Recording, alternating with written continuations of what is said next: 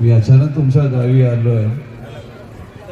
मला याच्या आधी आमच्या ननावरे साहेबांनी बोलवलं होतं, पण त्यावेळी मला संधी भेटली नाही आणि आज अचानक आलो इथे. म्हणजे अचानक याच्यासाठी बोलतोय कारण मला कसलं इन्व्हिटेशन आमंत्रण नव्हतं. मी स्वतःच आलो. ज्यावेळी वेळ असते येतो माणूस. तर माझं नाव रोहित पिसाळ. मला युट्यूबवर खूप जण बघत असतील. ह्या गावामध्ये आमचे मोठे बाबा पण इथेच राहतात. मोठे बाबा आहात तुम्ही? ठीक आहे, चला. मी इथे परभणीला आलो होतो. आपण एक बुद्धिस्ट बँक उघडतोय तिथे आणि ती बँक भारतभर असणार आहे. ती बँक फक्त आणि फक्त बौद्ध समाजाची असेल आणि माझीच असेल. माझी बँक, माझा समाज आणि माझा पैसा. मला कोणाचीही गरज नाही. मी माझ्या समाजासाठीच करतो. मी 39 कोटींची रमाईंची साडी बनवली. कदाचित 34 की 35 सांगितली, पण मी 39 कोटींची साडी बनवली. आणि त्या रमाईच्या कुंकूमध्ये जसा हिंदू धर्मामध्ये 33 कोट देव आहेत, म्हणजे 33 प्रकारचे देव, 33 कोट देव.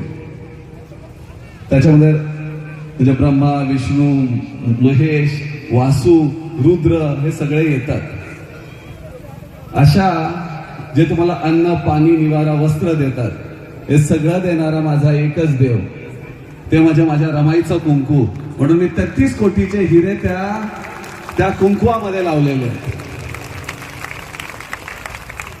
मी ह्यावेळी पण 70 लाखाची एक बाबासाहेबांची फ्रेम बनवली. मागच्या 14 एप्रिलला 14 किलोचे गोल्डची बिस्किट्स बाबासाहेबांची बनवली. त्याच्या आधी मी 5 किलोचा बाबासाहेबांची वीट बनवली. हे सगळं आज मी गळ्यामध्ये बुद्ध घालतो, 1 किलोचा घालतो. मला काही काही लोक नावं पण ठेवतात की हा ह्याच्याकडे भरपूर सोनं म्हणून दाखवतो. असं नाही आहे हो. आमची एक पिढी गळ्यात मडकं घालून फिरली होती. ती गळ्यामध्ये मडकं घालत होती आणि त्यांच्यामध्ये थुंकत होती. सगळ्यात घाण घेऊन दिवसभर फिरत असेल. म्हणून आज सगळ्यात शुद्ध बुद्ध घालून फिरतोय.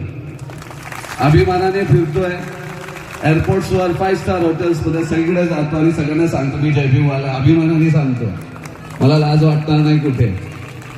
आणि आमच्यामध्ये आहेत काही बांडगोळ, त्यांना लाज वाटत असते. मी नाही टाकला. मी तुमच्यातलाच आहे. आणि आजपर्यंत कोणी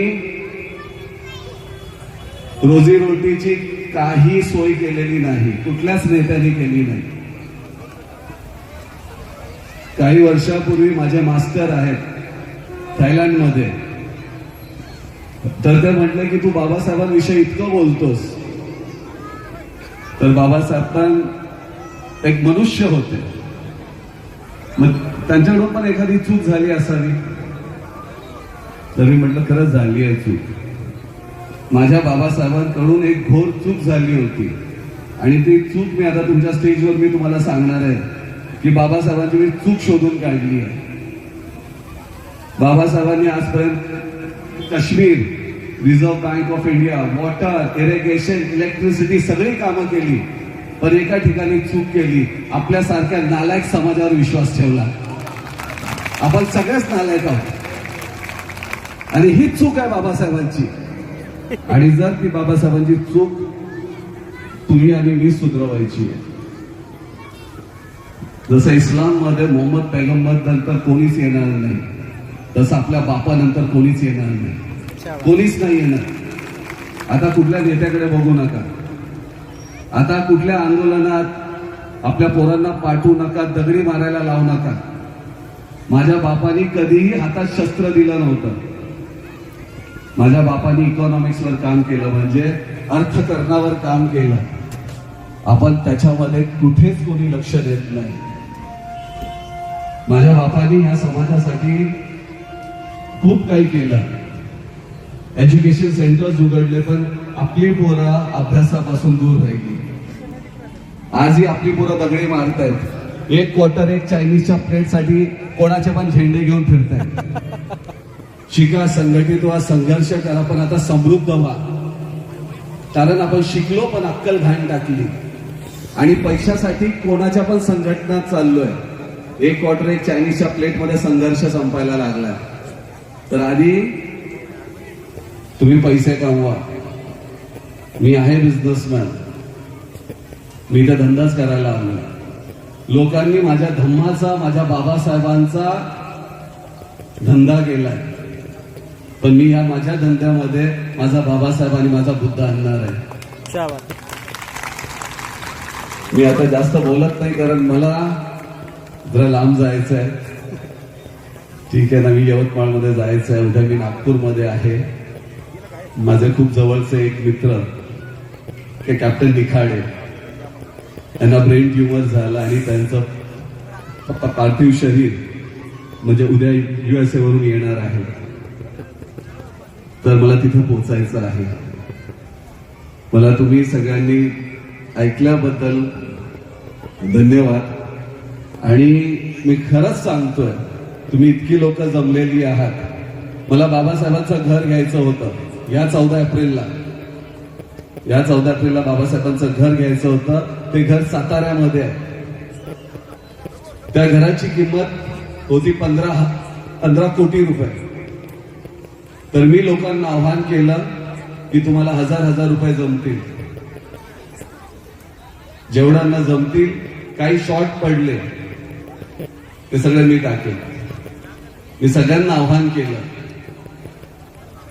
तुम्हाला माहिती आहे का की तुम्ही एवढं सगळं जय भीम बोलता, तर 15 कोटीच्या घरामध्ये तुम्ही लोकांनी किती मला मदत केली असेल?